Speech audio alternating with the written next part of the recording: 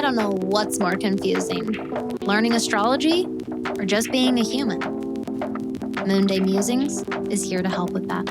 A weekly, no bullshit guide for the upcoming cosmic forecast and how you can actually use this in your real life.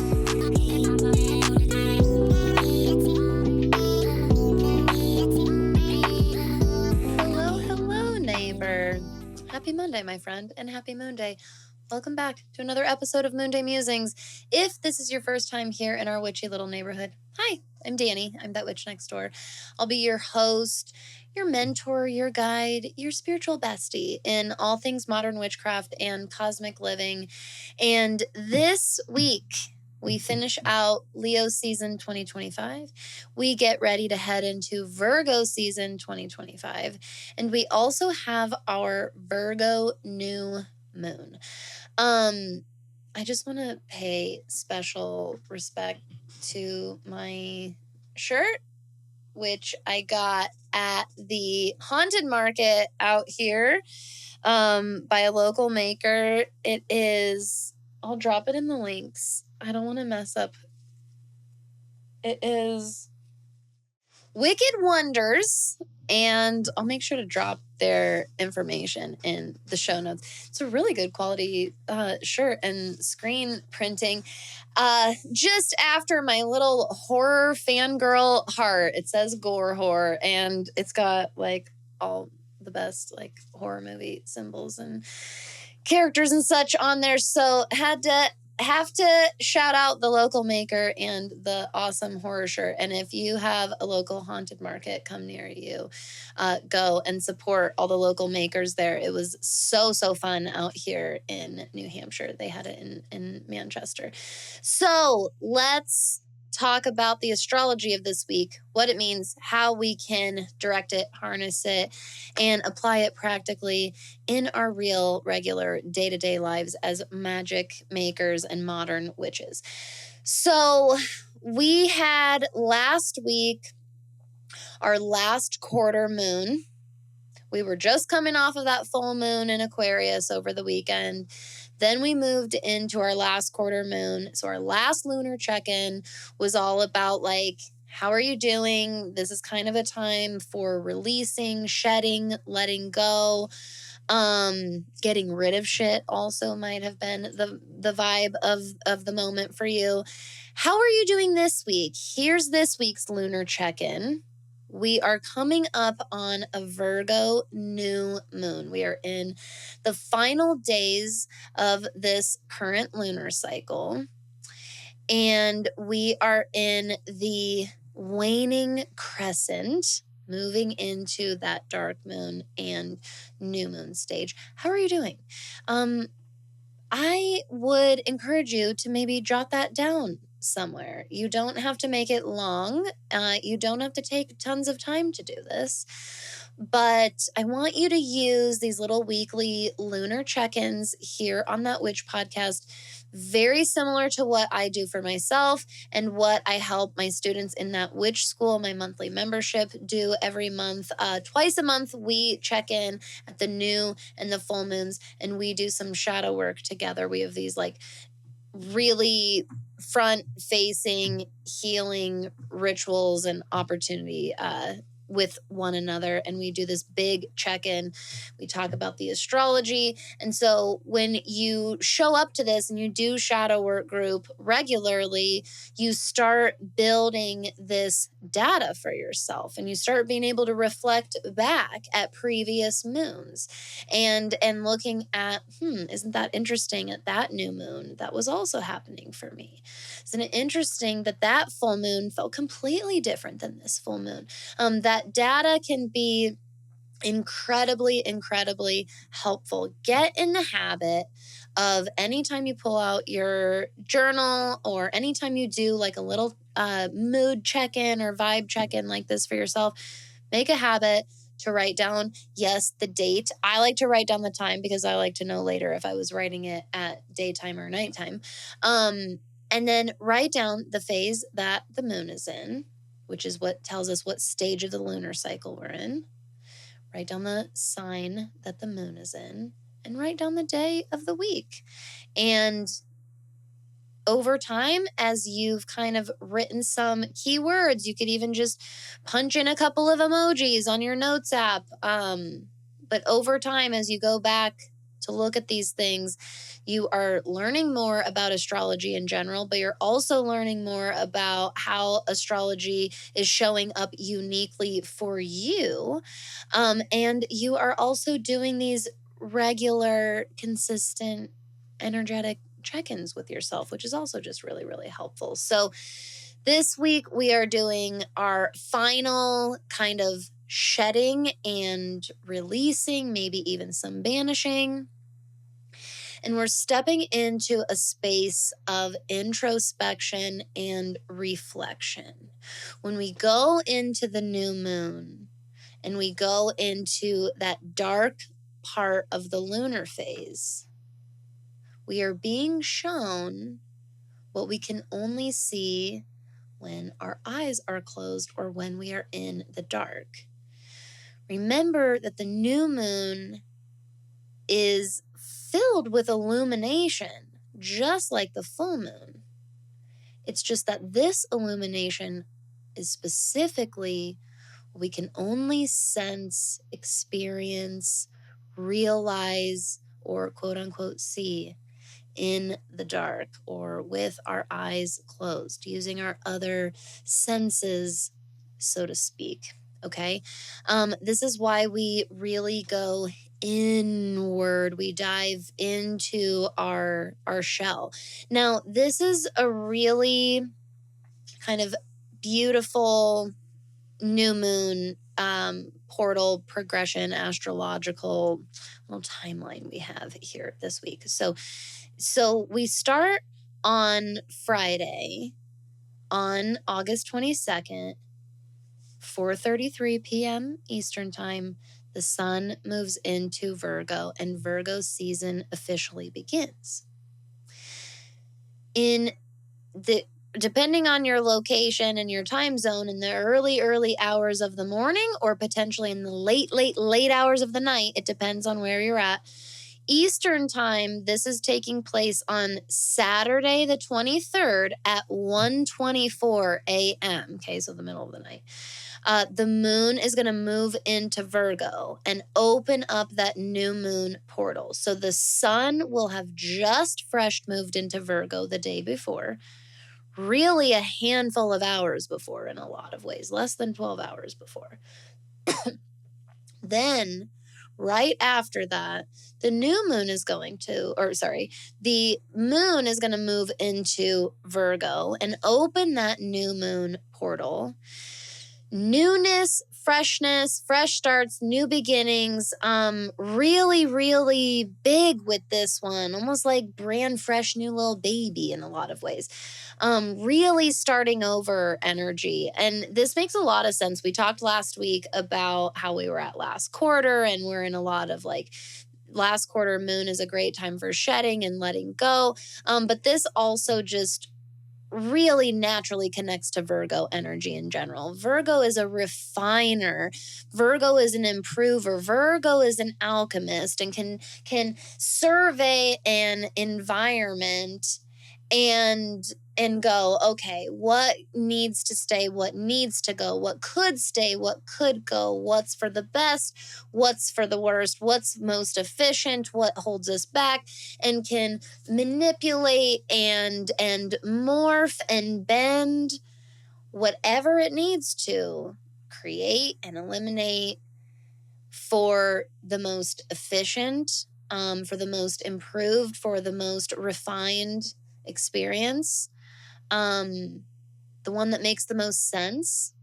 Virgo will definitely come in and get rid of the unnecessarily complex and be like, oh my God, this will be so much more simple and work so much better. This new moon brings a lot of that. And so we talked about a little bit last week that this is a really good time for doing some cleansing and some purging. Virgo season and this Virgo new moon is going to take place, and it's just going to add to that and keep us going on that. I think that especially depending on how you spent your Leo season, you are either going to feel really, really set up for Virgo season and like dive into the efficiency of this, or we might have a little crash and stumble and fall maybe into Virgo season, depending on how we entered it. If we were already kind of doing that in Leo season, or while we were exiting Leo season, we might stumble a bit into Virgo season. And guess what? That's okay. We all exit and enter into seasons differently. Some more gracefully than others for each of us individually. So you might witness somebody really lean into and like take off with this Virgo season, and you might be like, what the fuck is wrong with me? Why do I not feel that way? Why am I struggling? Because you're entering into this season in a different way, and that's happening for a different purpose for you. Sometimes my entry into a season is very, very graceful, and sometimes it is like, what the fuck just happened? So give yourself grace. Always, always give yourself that grace. With new moon in Virgo, right at the fresh start of Virgo season, we talked about this a little bit for the Leo new moon as well. And I'm going to bring that here as well. This is a really, really nice time for using your new moon lunar intentions to set intentions, not just for like the month ahead and the lunar cycle ahead, but for this Virgo season, maybe for the rest of your summer, or maybe set some intentions for beginning of fall. These are some nice POVs that you could take when setting some intentions with this new moon. And the best way, I think that we talk a lot in the witchy community about set your intentions. And please do set your intentions, of course. But where, how, why, what does that mean? The best way to set intentions, in my opinion, and there's a billion approaches to this because it's such a general practice, but to me, the best way is reflecting on where you've been. This is exactly why we do this on Moonday. So at the end of every calendar month, on the last moon day of the month, we do a reflection and gratitude episode, so that at the beginning of the next calendar month, on our first moon day of the month episode, we can look at the cosmic energy of the month ahead with information, right? We've done some intentional reflection, and this sets us up for making realistic goals and setting realistic and informed intentions for the month ahead. The same exact concept applies here at the new moon, okay? This is why we talked about from last quarter phase up to this waning crescent into this dark moon and new moon phase. We go from really focusing on shedding and banishing and letting go, and then start crossing more into like a reflective space. This is kind of a natural part of the cycle. We get rid of a lot of shit. We get rid of a lot of excess. And what happens when we do that? There's more room. There's usually more room, right? When we declutter, like physically or metaphorically, there's more room. And this usually gives us more room to ponder, more room to think, more room to reflect. And we naturally step into that space. The lunar cycle symbolizes that as well.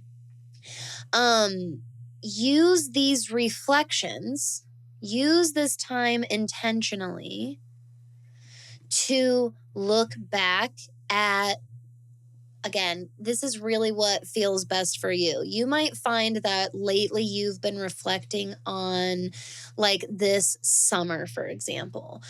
Or you might find that lately what you've been reflecting on has been last summer. Like there's just so much that's been happening this summer that keeps bringing up examples of last summer for you. It might look like lately you've just really, really been thinking about this certain time in your life when you were 20 years old, and you've just really been thinking about that version of yourself lately. I want you to run toward the place you've already been reflecting about, okay? That might look like this past lunar cycle, nice and neat and tidy. We're here at the new moon. Think about the last lunar cycle. But really, I want you to go with your intuitive, reflective nudges and pulls right now. Wherever you have kind of naturally been retroactively thinking about and pondering about, go to that. If you haven't been thinking about anywhere in particular recently, was there anything that came to mind while I was talking, while I was giving examples? If anything came to mind, run with that. Otherwise, just start by reflecting on the last few weeks, okay? That's a great, great starting point. But look back at pictures and journal entries and anywhere where you've, very similar to what we do on the last moon day of the month. And this is in that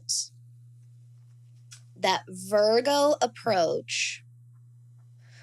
I want you in your reflection to have the intentional focus of like where anything was overcomplicated, unnecessarily excessive, convoluted, right? I want you to really specifically look at what was unnecessary, whether that was from other people, something you did or said or felt. Where was the excess that did not need to occur?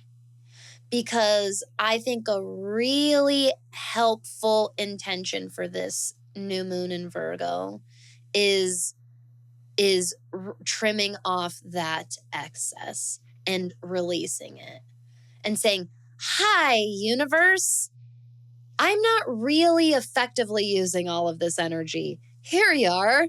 You can use this somewhere much more useful and purposeful than I've been using it because I've been reflecting about it, and I really don't need to be bogging myself or others down with this right now. This would be a really, really powerful ritual for Virgo new moon energy. And again, you can make that super, super witchified, okay? Like you can cleanse yourself and your space. You can really bring these intentions into your cleaning or your cooking right now, into your plant magic right now. You can really reflect and ponder on these things that I've been bringing up while holding a certain crystal. Crystals are very associated with Virgo energy because Virgo is this earthy alchemist and crystals come from the earth. So trust your gut with whichever, especially physical, magical tools that you're feeling called to. And that can be magical witchy tools like our candles and our wands and our cards and our athames, our cauldrons, etc. But this can also be those sacred tools that we use all the time, like our pens and pencils, like our calendars and our notebooks, like our trusty emotional support water bottle. When was the last time, you really paid homage to this guy? So this is a really, really nice time for leaning into physical ritual and putting meaning to it by kind of reflecting in this space. Oh, what am I seeing in my environment? How am I acting and behaving in my environment? And it's helping me notice like what is excessive, what's being overdone, what's being overcomplicated that doesn't need to be, what's unnecessary, what's stagnant and clustering up for no reason, and how can I clear that out and get rid of it? That's why this is such a great time for like deep cleaning, if I'm being honest. And I am looking forward to doing some deep cleaning myself during this moon. This is a really good time for getting in the nooks and crannies, again, literally and metaphorically. So this new moon taking place right at the beginning of Virgo season can be such an effective, powerful, meaningful, and intentional way of stepping into and starting your Virgo season really purposely. Okay. So let's start switching gears into our card reading here. And before we officially start shuffling, I do want to take a moment to thank today's episode sponsor, which is Podzilla Productions. Podzilla Productions is my husband Jared's company that produces and edits audio for the beginner and the intermediate passionate podcaster who is really putting in their time to getting the best quality audio out there. And knows that they can't necessarily afford these editing prices of professional editors that only those big names in the podcasting world seem to be able to actually afford.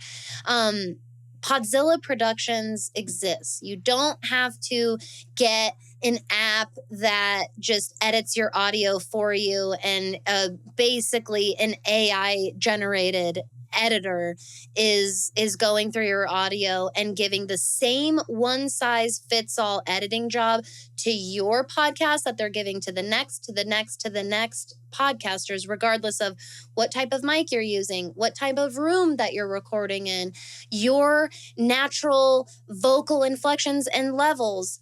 There is a real human being resource out there, my friends, and it's an actual affordable editor.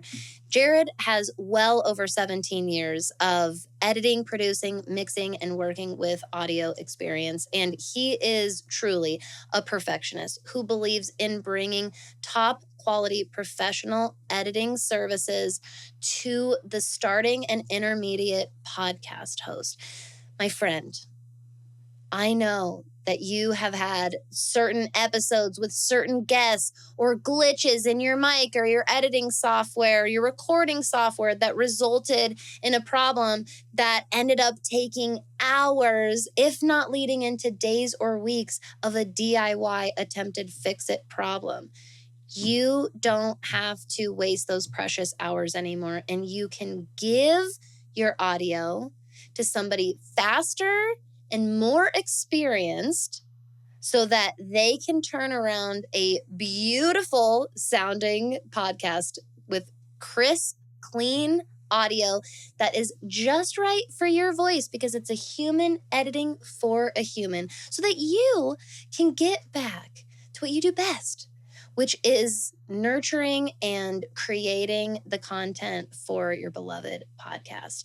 If you have questions about equipment and software and recording, Jared is there for you every step of the way. So don't hesitate to reach out for a quote or for more information. You can go to podzillaproductions.com or you can contact Jared directly in the show notes below. Let's get into this card reading, shall we? Okay, so as we are preparing the cards, my friend, let's reset our energy a little bit. You can kind of roll out your shoulders, your neck, your wrists, ankles, finger, toes. You can even just kind of change up the position that you've been sitting in a little bit, or if you've been walking, you can kind of shift and change and improve your posture a little bit. All of those little physical movements totally help reset your energy inside and all around you. So once you've given yourself opportunity to do that, make sure that you give yourself a moment to take some nice, deep cleansing breaths in and out. And we're hitting the mic. And if you need to pause this episode and really elongate that breath work, please, my friend, feel free to pause right here and take as long as you would like to take some beautiful cleansing breaths in through your nose and out through your mouth, and help yourself feel nice and grounded and centered. And whenever you're ready, you can open yourself up to any guidance, any insight, any messages that you may be needing or seeking at this time. This is interesting right off the bat. Okay, so we are pulling from the Rider-Waite-Smith deck, as well as the Wild Unknown Animal Spirit deck. I definitely wanted to do a Tarot Oracle combo today, and this is so fascinating. I feel I'm like already having a hard time streamlining the many different thought forms coming through right now, because this is just a lot in a good way, but a lot. Okay, so right off of the bat, look at the visual similarities in these cards. Oh my God, I love cartomancy so much. Okay, two completely different decks, Rider-Waite-Smith and then Animal Spirit Oracle book. Completely different decks. So in the Rider-Waite-Smith deck, we have the reversed 10 of Wands. As soon as I pulled this, let's break this down a little bit. As soon as I pulled the reverse 10 of Wands, I thought about overworking ourselves and burnout and running ourselves into the ground, especially for the sake of passion. This could be something you're passionate about in your individual life. This could be something you're passionate about on a global, if not universal level. And passion can still run you into the ground and render you absolutely useless eventually, if you allow it to. And this is a super important card right now. I think that we are very motivated, and I think we have a lot of momentum going right now. I think we are exerting ourselves a lot. I think this is good. I think we're doing a lot right now, and I think it's making a difference on the micro and macro level. There's that theme coming through for us just every fucking week right now. And there is overdoing it. There is overspending ourselves and rendering ourselves and our actions absolutely useless. Let's put a pin in that, and let's hear how the Gazelle card kind of comes through and amplifies and supports this message, shall we? Gazelle is part of the fire suit in the Animal Spirit deck, and it's associated with heightened awareness and ability and vulnerability. The Gazelle represents supreme grace with every move.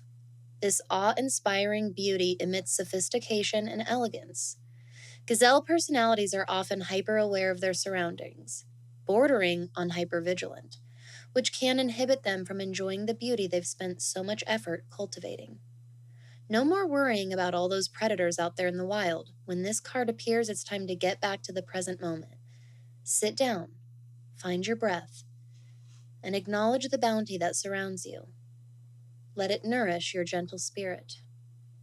When Gazelle is in balance, we're graceful, perceptive, and artistic. When out of balance, we see food allergies, fascinating, like reactions, reactivity, insomnia, and a racing mind. To bring this energy into balance, yin yoga, a cozy home, and good food. So, first of all, I don't know about you, but can you just already see how much this connects to everything we've been talking about with Virgo season and the Virgo New Moon? This is a really helpful reminder as we get swept into a season of alchemy and efficiency. Don't destroy yourself. There's that theme of destruction coming through. If you need a reminder about that, go back and listen to the first Moon Day of the Month episode, because we talked about some large conversations taking place between outer planets right now. Uranus and Gemini, Pluto and Aquarius, Neptune and Aries, and Saturn and Aries are also involved.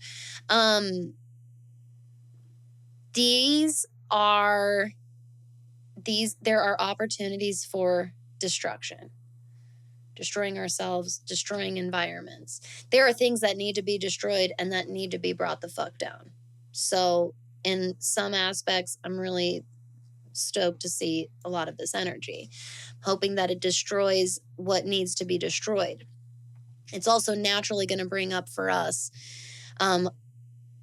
our own power of destruction that each of us wield and how we utilize that and how we can destroy ourselves and others. This is the type of opportunity, or this is the type of experience that brings the opportunity of repair. Gazelle is a fascinating card to get in support here, because I love this idea and this concept of kind of dancing on the fine line between heightened awareness and hyper awareness. Like, again, the excess, over consuming ourselves, and that showing up in like skin reactions, food reactions, like emotional reactions, insomnia, that racing mind. Think about the difference between moving quickly and efficiency because you're in the flow and you're in the element, and when you're moving with such urgency, you are stressing out your nervous system. You're communicating to yourself that you're in danger. You're just building and building and building stress within your body and in your environment around you. There is a fine line being danced there. The 10 of Swords upright is a very, very necessary card. We manifest some of our greatest accomplishments and gifts by doing the hard work and following through with that passion day in and day out. We can also run ourselves into the ground that way. And so Gazelle comes through as a reminder that we need to slow down. We need to breathe. We need to have a snack. We need to drink some water. Make sure we take a shower. Make sure you read a book sometimes or watch a little show. Give yourself a little treat.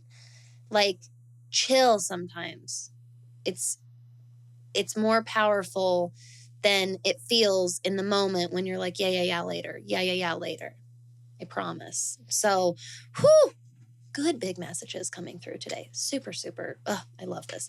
Neighbor, thank you, my friend, for your time today and every day. It means so much to me, and I absolutely love getting to spend my moon day with you and starting our week off together. Cheers. Here we go into a brand new zodiac season. I am sending you all my love and blessings at the start of this Virgo season into this new moon, my friend. Until I see you next week, make sure that you stay safe, have fun, and of course, stay magical, my friend.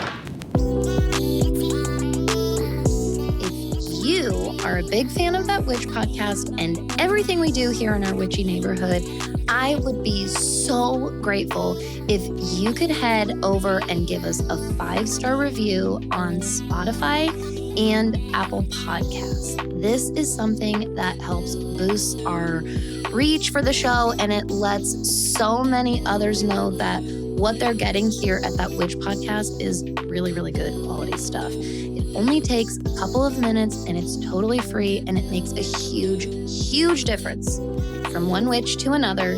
Thank you so much for your support, neighbor.